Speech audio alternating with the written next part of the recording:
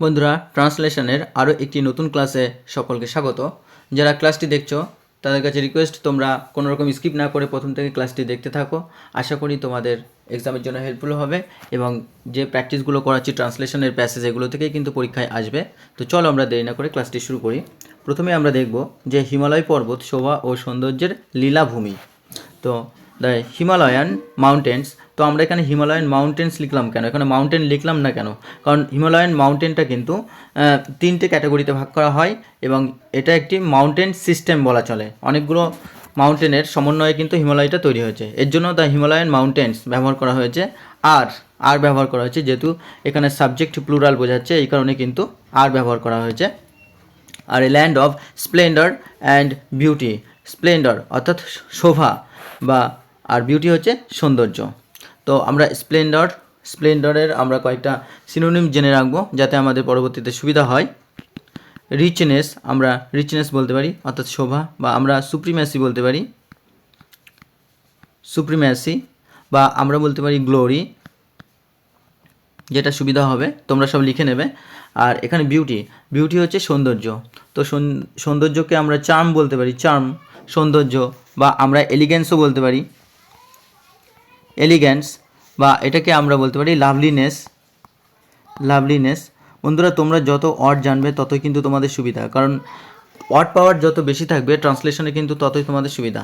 তো চলো আমরা পরের বাক্যটি দেখি। পাহাড়গুলি ঘন সবুজ, নরম ও জঙ্গলময়। দ্য মাউন্টেন্স আর লাশ বলতে এখানে শস্য শ্যামলিময় অর্থাৎ সবুজে ঘেরা। লাশ গ্রিন, সবুজ লাশ গ্রিন অর্থাৎ ঘন সবুজ, আর কি অ্যান্ড ফরেস্টেড। এখানে আরেকটা আসবে, দ্য মাউন্টেন্স আর লাশ গ্রিন, সফট অর্থাৎ নরম, অ্যান্ড ফরেস্টেড এবং জঙ্গলময়। তো এখানে কমা দিয়ে আমরা এর যে পাহাড়গুলির যে বর্ণনা সেটাকে ডিসক্রাইব করেছি, এর জন্য আর বসানোর পরে আমরা এগুলো ব্যবহার করেছি। আর এখানে লাশ কথাটার অর্থকে আমরা ভিগোরাসও বলতে পারি, ভিগোরাস অর্থাৎ সবুজে ঘেরা বা সবুজে ঘন, সবুজে ভরা এমন। তো চলো আমরা পরের বাক্যটি দেখি। এত ফল, এত ফুল, এত ঐশ্বর্য, অথচ ভোগ করবার মানুষ নেই। সো মেনি ফ্রুটস অর্থাৎ এত ফল, সো মেনি ফ্লাওয়ার্স এত ফুল, সো মাচ অপুলেন্স এত ঐশ্বর্য, ইয়েট তবুও, there are no people to enjoy it অর্থাৎ সেখানে কোনো মানুষ নেই এটাকে ভোগ করবার মতো। তো ইয়েট অর্থাৎ অথচ বা তবুও আমরা যে অর্থে ব্যবহার করতে পারি। তো there are no people to enjoy it, এটাকে উপভোগ করার মতো মানুষ সেখানে নেই। তো এখানে আমরা অপুলেন্স কোন অর্থে ব্যবহার করলাম? অপুলেন্স হচ্ছে প্রসপারিটি, বা আমরা ঐশ্বর্য বলতে পারি প্রসপারিটি অর্থাৎ ঐশ্বর্য বা সমৃদ্ধতা বলতে পারি, বা এনরিচমেন্ট বলতে পারি আমরা, এনরিচমেন্ট তোমরা এগুলো লিখে নেবে। বা আমরা এটাকে অ্যাফ্লুয়েন্সও বলতে পারি, অ্যাফ্লুয়েন্স। আর এখানে আমরা এনজয়ের আমরা বলতে পারি টেস্ট, বা আমরা এটাকে বলতে পারি রিলিশ, উপভোগ করা বা স্বাদ গ্রহণ করা। চলো পরের বাক্যটি দেখি। আমরা চললাম কেদারনাথের দিকে, অর্থাৎ কেদারনাথের দিকে চললাম। তো উই হেডেড টুয়ার্ডস কেদারনাথের দিকে আমরা চললাম। তো হেড হলো আমরা জানি মাথা, কিন্তু এটা যখন হেডেড অর্থাৎ এটাকে যখন ভার্ব ফর্ম ব্যবহার করা হয় তখন কিন্তু এটাকে আমরা সামনের দিকে এগিয়ে যাওয়া অর্থে ব্যবহার করি, যেটাকে আমরা বলি গো ফরওয়ার্ড, অথবা আমরা এটাকে বলি যে গো অ্যাহেড।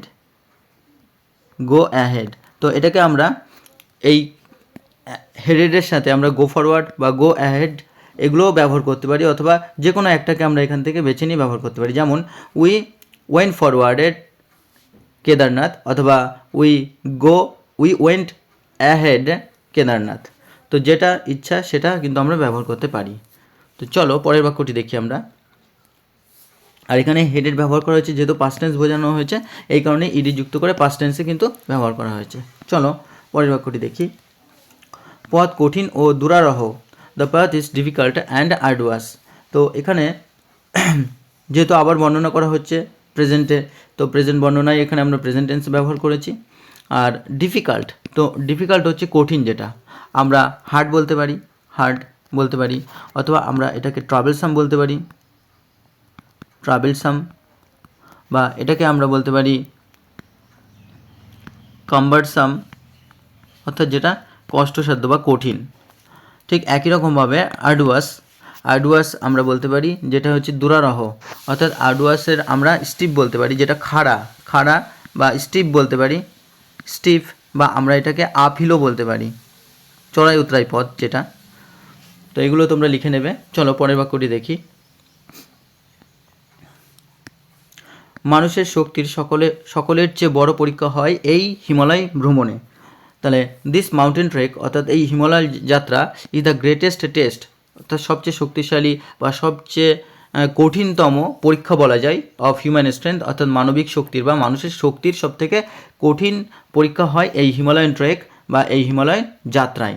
তো এখানে আমরা এই হিমালয়ান ট্রেকটা এখানে সাবজেক্ট হিসেবে ব্যবহার করা হয়েছে এবং এখানে ইজ ব্যবহার করা হয়েছে। আর এটা তো জানি আমরা সুপারলেটিভ ডিগ্রি ব্যবহার করা হয়েছে, কারণ সব থেকে বোঝালে কিন্তু আমরা সুপারলেটিভ, সবচেয়ে বা সবচেয়ে বেশি, সবচেয়ে বড়, সবচেয়ে কম, এই ধরনের কিন্তু আমরা সুপারলেটিভ ডিগ্রি ব্যবহার করি। আর হিউম্যান স্ট্রেংথ অর্থাৎ মানবিক শক্তি। তো আমরা এখানে কিন্তু দেখব যে ট্রেকের আমরা কী পাবো, আমরা ট্রেকের কিন্তু আমরা ট্যুরও লিখতে পারি, বা আমরা এটাকে ট্রাভেলও লিখতে পারি, ট্রাভেল লিখতে পারি, বা এটাকে আমরা কিন্তু জার্নিও বলতে পারি, জার্নি। তো কোনো ব্যাপার নয়, তোমরা যেটা খুশি সেটা লিখতেই পারো।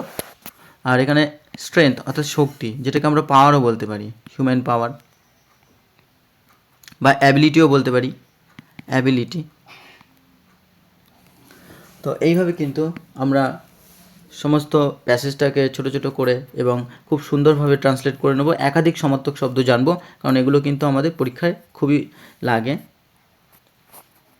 তো বন্ধুরা, এই ছিল আজকের গুরুত্বপূর্ণ প্যাসেজটি। আশা করি তোমাদের ভালো লেগেছে। এরকম আরও গুরুত্বপূর্ণ প্যাসেজ ট্রান্সলেশন পাওয়ার জন্য অবশ্যই যারা প্রথম তারা চ্যানেলে সাবস্ক্রাইব করে পাশে থাকা বেল আইকন প্রেস করে রেখো, এবং যারা নিয়মিত ক্লাস দেখতে থাকো এবং যারা বলছো যে একটা প্লে লিস্ট তৈরি করে দিতে, খুব শীঘ্রই তাদের জন্য প্লে লিস্ট তৈরি করে দেবো, এবং তোমরা চ্যানেলটা ফলো করতে থাকো এবং নিয়মিত ক্লাস দেখতে থাকো। আশা করি তোমরা এর ভিতর থেকেই কমন পেয়ে যাবে পরীক্ষার জন্য।